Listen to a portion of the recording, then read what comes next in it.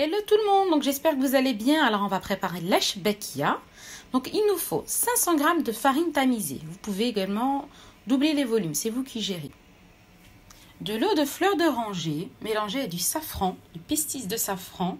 Donc pour le moment j'ai mis à peine, j'ai mis un fond. Donc après, si on en a besoin, on rajoutera un peu d'eau de fleur d'oranger.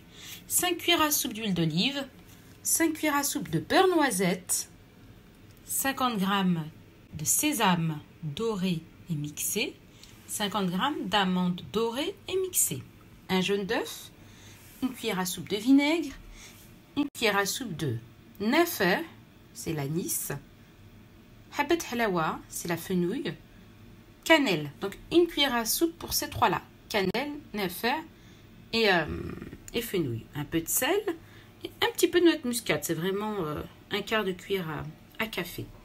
Ici, on va commencer à mélanger les ingrédients secs, donc farine avec les amandes, donc l'amande, le sésame et les épices. Juste ces ingrédients secs. Hein. On ne met pas la levure non plus, donc on mélange bien.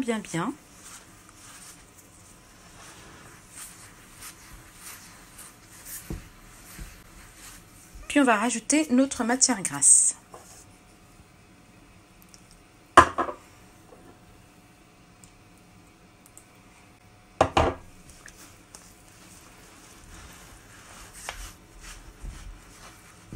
Donc on va bien imbiber notre farine de matière grasse et on va la travailler comme une pâte sablée. Voilà, donc on travaille bien la pâte. On travaille bien. Donc le but c'est de faire imprégner la farine de la matière grasse ainsi que des amandes en poudre, hein, des fruits secs qu'on a mis en poudre. Donc on la travaille 5-10 minutes. Une fois qu'elle se tient de cette manière-là dans la main, c'est que notre mélange est homogène. Alors là, on va laisser poser 2-3 heures. Puis, on continuera à rajouter les autres ingrédients. Donc l'eau de fleur d'oranger, l'œuf, le vinaigre et la levure.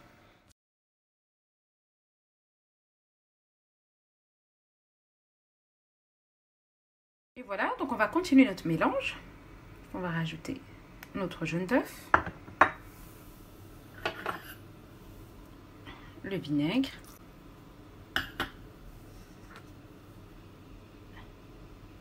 la levure à pain, donc vraiment très peu. Hein.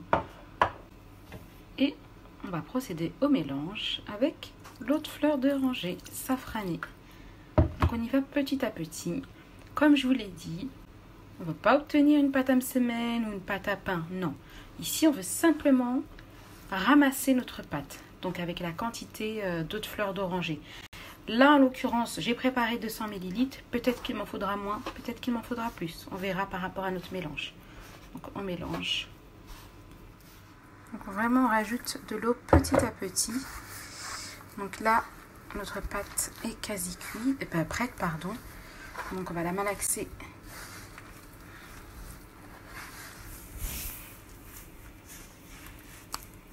Vous voyez? Donc, c'est vraiment pas comme une pâte qu'on a l'habitude de faire. Cette pâte-là doit rester dure. Donc, on va la travailler. C'est vrai qu'elle est dure à travailler, mais il faut la travailler. Il ne faut pas rajouter de l'eau instinctivement pour obtenir une belle pâte molle. Non, pas du tout. Si on obtient une pâte trop molle, elle sera dure à la cuisson. Tandis que là, on veut garder quand même l'aspect sablé. Voilà, donc on va la travailler quelques minutes et notre pâte sera prête. Vous voyez, elle est dure, hein. Quand je la touche, elle est vraiment pas dure non plus comme de la pierre. Mais c'est pas une pâte à semaine, vous voyez. Donc faire attention. Donc, notre pâte est prête. Vous voyez comment elle est. Hein, donc elle est pas molle. Elle est vraiment pas molle. Hein. Donc je dois vraiment appuyer. Elle a l'aspect... on a l'impression que c'est de la pâte modelée qui a durci. Voilà. Donc ici, je vais la diviser en 3 parties. Vous voyez, même dur à découper. Alors, cette pâte-là craint l'air. Il faut absolument la mettre dans un sac, congélation ou cellophane, la protéger un maximum.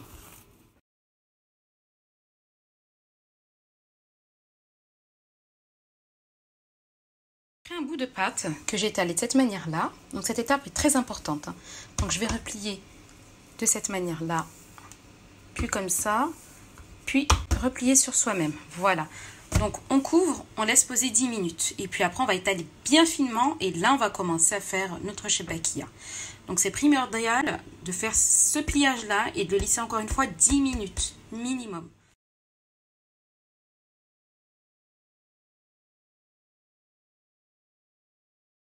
Voilà, donc j'ai pris un morceau de pâte que j'ai découpé de cette manière-là. Hop. Donc en l'occurrence, comme ça. Que j'ai étalé finement, dans le sens de la longueur. Très finement. Vous voyez? Très très finement. Puis à l'aide de cet emporte-pièce-là. Si vous n'avez pas d'emporte-pièce avec la roulette, ça va très bien. On appuie. Et on obtient donc l'empreinte. Ici, j'ai commencé à faire la petite shebakia. Donc, je vais essayer de vous faire montrer un montage. Voilà, donc on continue l'opération. Donc, comme je vous l'ai dit, il faut vraiment que la pâte soit très, très, très finement étalée. Donc là, on va prendre une empreinte. Et je vous fais montrer ce que ça donne. Donc, en l'occurrence, ici, on prend 1/2. On les pince bien. On retourne notre doigt tout en tenant l'autre extrémité. Et voilà. Donc notre shebakia est prête. On pince les deux extrémités. Et on laisse sécher. Alors pour celles qui n'ont pas cet emporte-pièce là, on peut également le faire à la roulette. Voilà, donc on découpe les extrémités. On passe un coup de roulette pour avoir quelque chose de net.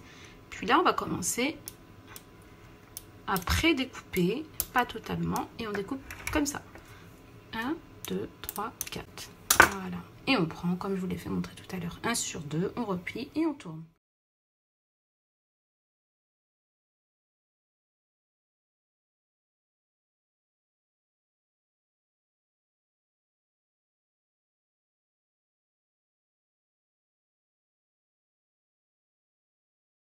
Voilà, donc on passe à la cuisson. Donc on met un bain d'huile. Donc attention, l'huile doit être propre, donc pas une huile usagée.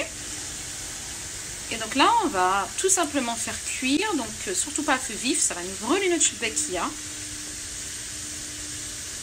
Et cuire jusqu'à avoir une belle petite dorure.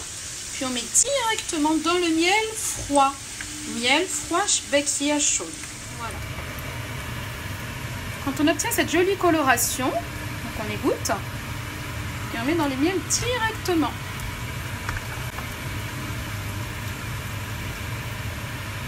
Bien égoutter, on met dans le miel. Donc quand on met dans le miel, donc à l'aide d'une grande cuillère, on enrobe comme ça tout doucement jusqu'à le faire descendre. Voilà, donc j'ai mis à égoutter mes shebakia, je les ai mis à égoutter, donc on retire le surplus de miel. Et entre chaque couche, on met un petit peu de graines de sésame. Voilà. Notre shebakia est prête. On n'oublie pas de mettre du grain de sésame.